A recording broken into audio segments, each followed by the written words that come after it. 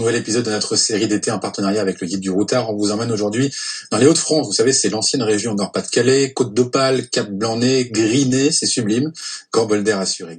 En effet, le Cap-Blanc-Nez est un endroit magnifique. De par ses roches, sa faune et sa flore, c'est aussi un endroit très particulier et très intéressant. Les falaises du Cap-Blanc-Nez sont principalement constituées de craie blanche. Le silex est le premier matériau travaillé par l'homme. Ils sont remontés de Normandie par les courants marins. Les falaises du Cap-Blanc-Nez se décomposent en deux parties. La partie du bas est composée de craie bleue, aussi appelée craie marneuse. Celle-ci est humide. C'est pour cela que la végétation se développe dans la partie basse des falaises et la partie haut est composée de craie blanche. Tous les galets accumulés au pied de la falaise témoignent du recul de celle-ci suite aux éboulements.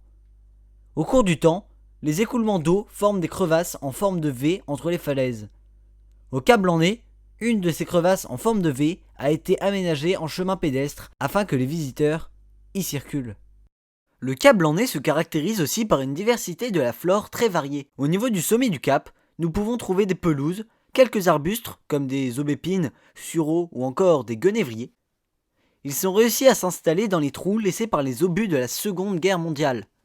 La falaise permet aussi à certains animaux comme des oiseaux de nicher, comme par exemple le fulmar boréal, la mouette tridactyle, le hibou grand-duc ou encore le tariépâtre.